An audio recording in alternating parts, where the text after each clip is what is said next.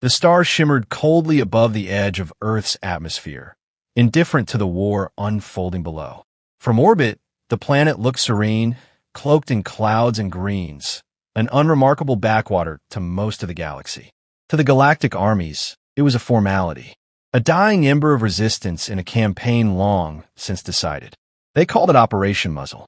General Varkul stood at the observation deck of the cruiser Vor Sh Talon, arms folded across his plated chest, mandibles twitching with satisfaction.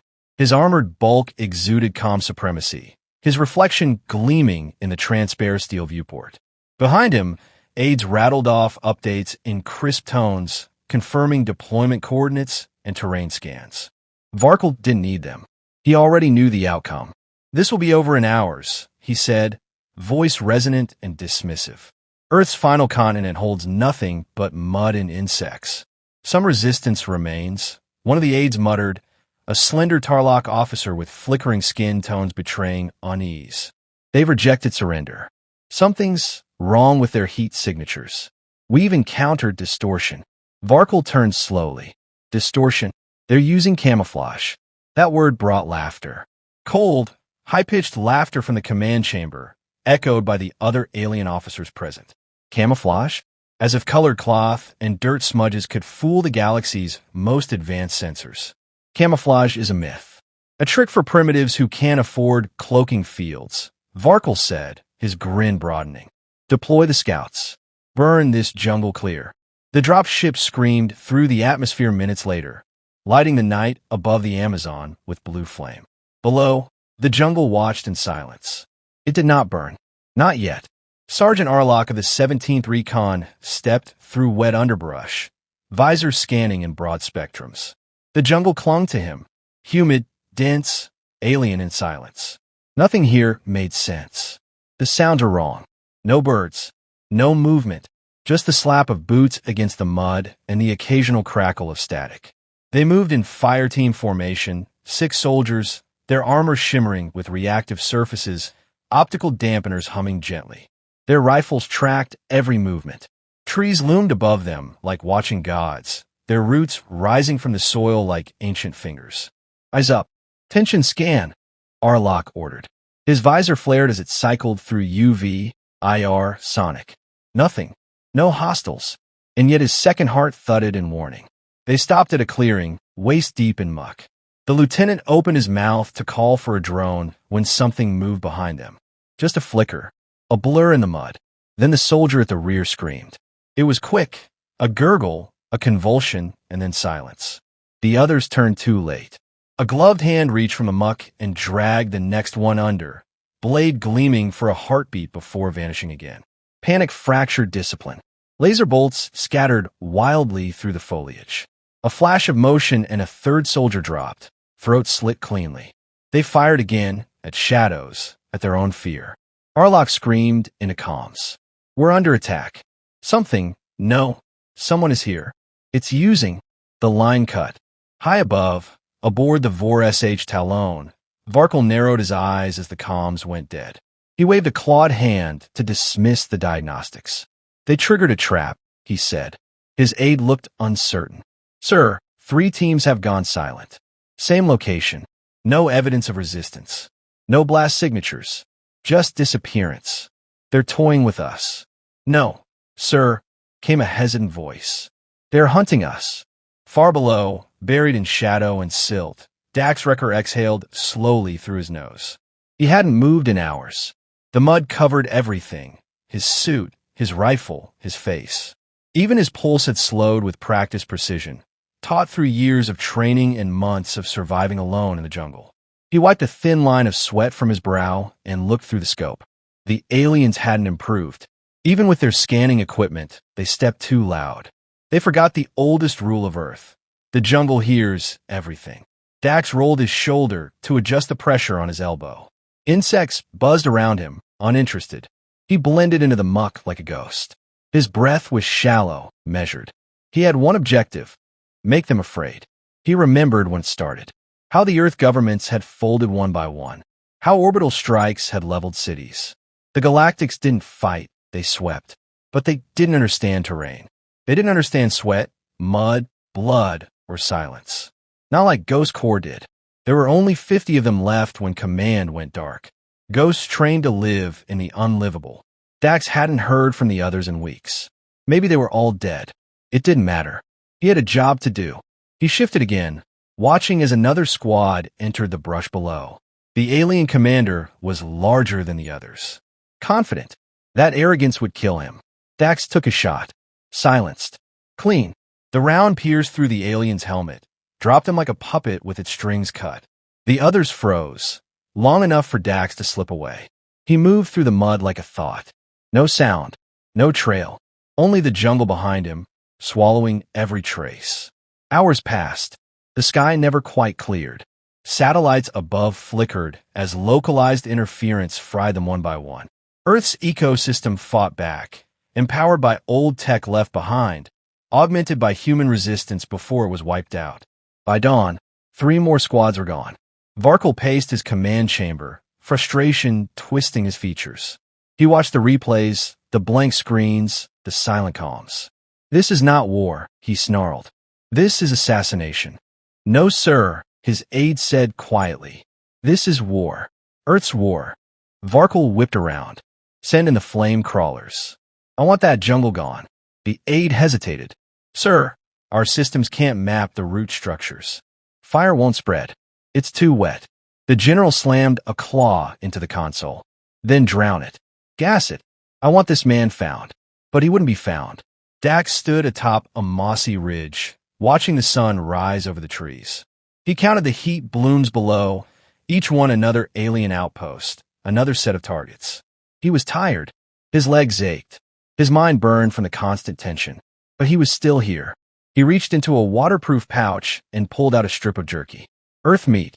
Not much left of that either. As he chewed, he stared down at the mud that had become his home, his armor, his strategy. They had laughed at camouflage. Now they were burying their dead in it. He slung his rifle and slid down into the ravine, vanishing again into the roots and water.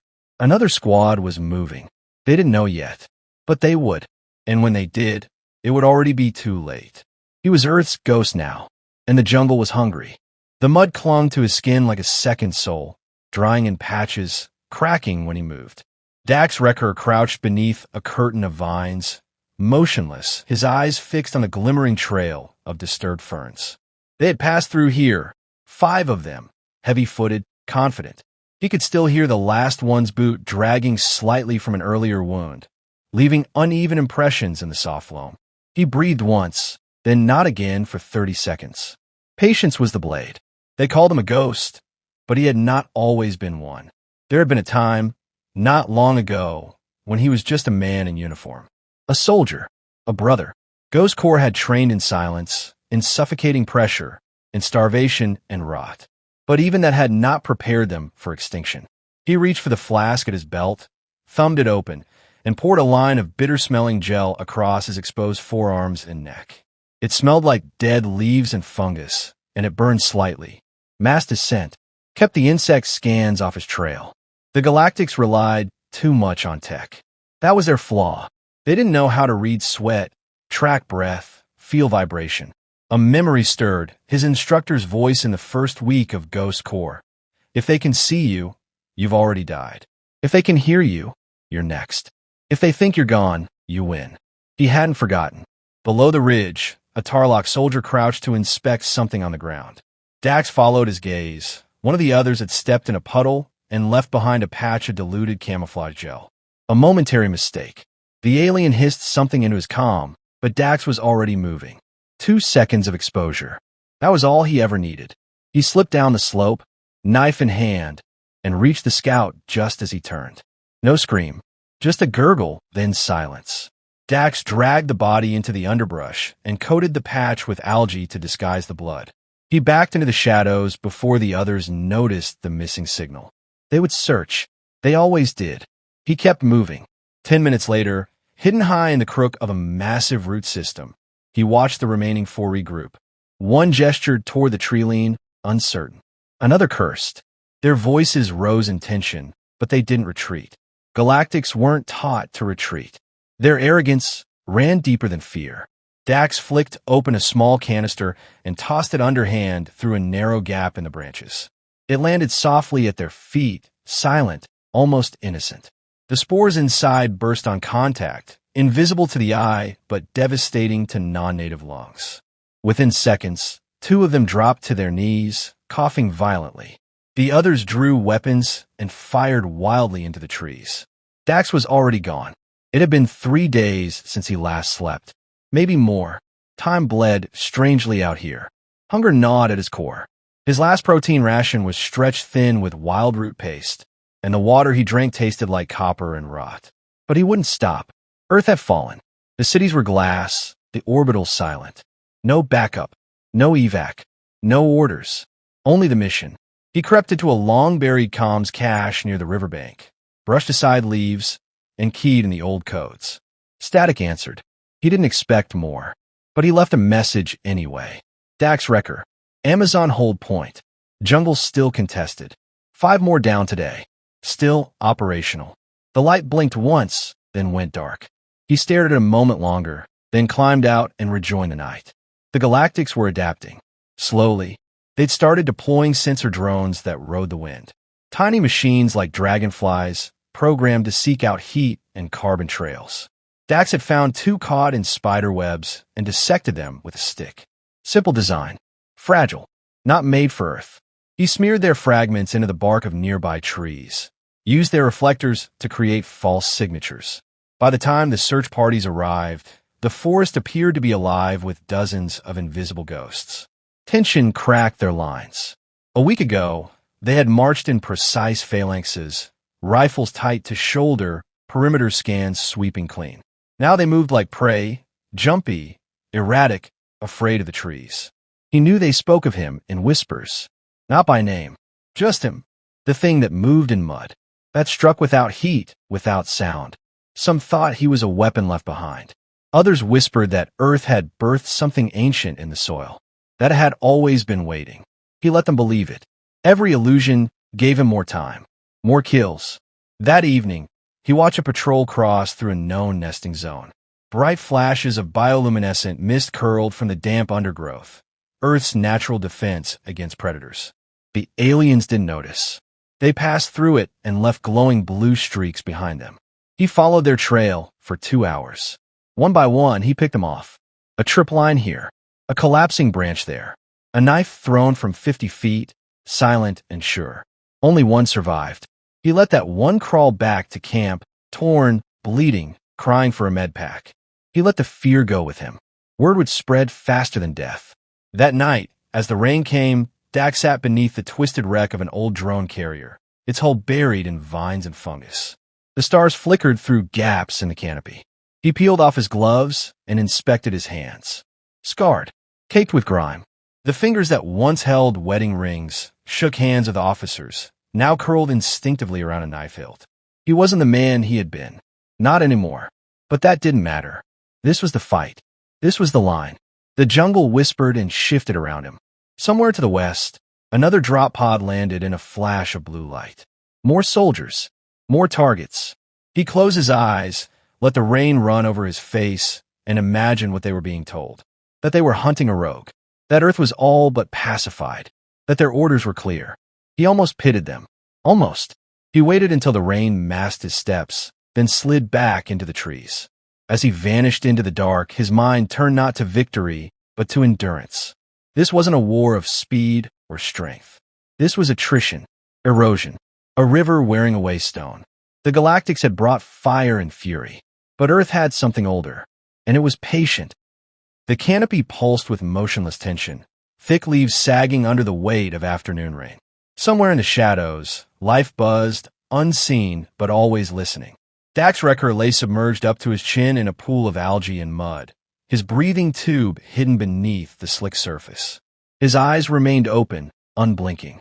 To anyone passing by, he would appear as nothing more than a tangle of vines and decay. The jungle had taken him in completely now, and in return, it kept him invisible. Above him, the whine of shadow drones sliced the air. Sleeker than the previous scout units, they emitted low-frequency pulses designed to disrupt organic camouflage. Their optics scanned in micro-intervals, and their processors have been reconfigured for predictive modeling based on Earth's terrain. Varkul was adapting. That much was clear, but it still wasn't enough. Dax watched them float past. Their shadows broke the watery surface in thin tremors. He didn't move, didn't think, just waited. The drones passed. He emerged slowly, dragging himself from the muck like some mythic creature reborn in silence. He peeled the tubing from his mouth, slick with silt, and checked the sensor net he had planted the night before. 2 had triggered. He was no longer hunting them. They were walking into him. High above, aboard the orbital command frigate Vor-SH Talon, General Varkul observed the shifting blips of his ground teams with increasing disdain. Units blinked off the screen at irregular intervals, without pattern or warning. No energy signatures, no weapon fire, just absence. He tapped the Talon against his console, jaw clenching. How many now? He demanded. For more squads gone in the last cycle, his aide replied. We've expanded patrols and reinforced their armor against local flora. Still, nothing. Varkul narrowed his eyes. He's watching us. Every move we make, he's already prepared for. His aide hesitated. We believe it's only one man. Varkul's gaze darkened. One man does not unmake battalions. Perhaps not one man, the aide said quietly, but one force. A convergence of biology, terrain, and intent. Varkul turned away. Deploy the PsyOps unit. If we cannot see him, perhaps we can break him. In the jungle, the air changed. A distant hum rippled through the leaves, subsonic, artificial, intrusive. Dax paused mid-step. Birds fell silent. Insects curled into the soil. The jungle recoiled, sensing something unnatural. Psychic interference waves. He felt it before he understood it. Pressure behind the eyes. Memory distortion. An echo of his own voice, speaking from behind his ears. They were trying to reach him. Break his rhythm. Shatter his concentration. It was clever, but it wasn't new. Dax knelt and retrieved a small pouch from his belt. Inside were 2 vials, sealed tightly, fermented insect resin. He smeared the paste across his temples, behind his ears, and at the base of his skull. It smelled foul, but it worked. The natural frequency of the local fauna created a harmonic resistance to synthetic waves. The Corps had tested it years ago. It had made trainees vomit, but it made them immune. He walked forward, unaffected, while above him the PsyOps team watched their screens twist with static. Dax reached an abandoned research station buried beneath layers of moss and root.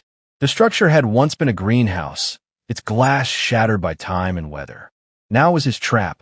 He dragged the broken bodies of 2 aliens inside, victims of one of his earlier ambushes, and propped them near a console. He activated the comm panel and uploaded a fragmented distress signal. Then he waited. It didn't take long. The new squad arrived by dusk, 7 soldiers, armored in reflective plating, helmets humming with psi shielding. They moved in a tight formation, their weapons scanning side to side. Dax watched them enter. He triggered the sound traps. Carefully recorded snippets of Galactic command speech, spliced together and played over hidden speakers. The effect was immediate. Confusion.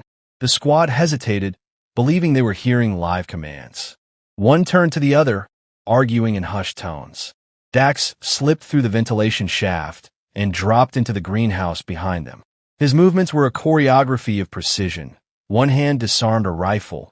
The other drove his blade through the gap beneath an alien's chin. He rolled into cover as the others reacted too slowly.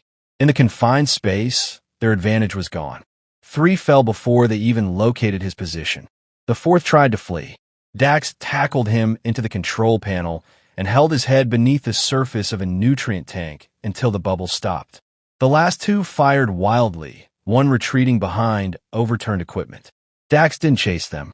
He simply threw a phosphor flare into the air duct and sealed the exit. The fire spread quickly.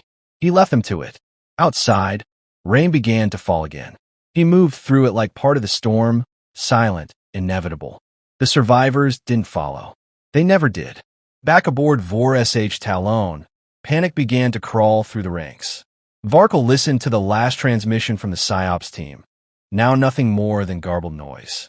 The jungle on their visuals flickered like a breathing thing, mocking their failure. Pull them back, he said at last, voice flat.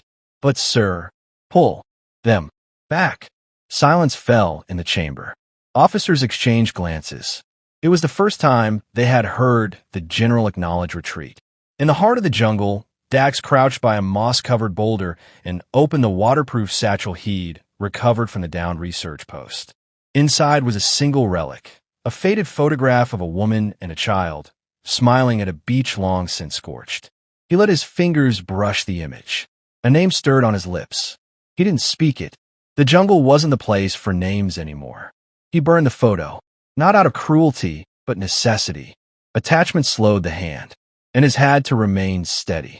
He stood, bones aching, muscles trembling from weeks of strain. He had lost weight, lost time, lost more than he could name. But he hadn't lost resolve. That still lived in him like fire and coals. A new sound rose behind him. Drop pod thrusters, heavy and precise. Not scouts this time. Something larger, stronger. He watched their descent with narrowed eyes. Varkul was coming. The general no longer trusted his soldiers to finish this. He wanted to kill the ghost himself. Dax welcomed it. He turned toward the landing site and vanished into the trees once more, every step deliberate, every breath synchronized with the earth around him. The final game had begun. The drop pod struck the earth with a violent hiss, displacing soil, ash, and thick jungle air. Steam rose around the landing struts as alien hydraulics hissed and unlocked. General Varkul emerged slowly, his towering frame encased in obsidian battle armor, accented with luminescent veins of orange and teal. Every plate was reinforced, every surface etched with the scars of countless campaigns. He descended not with fear, but with fury. His pride had bled for too many days. The jungle greeted him with silence.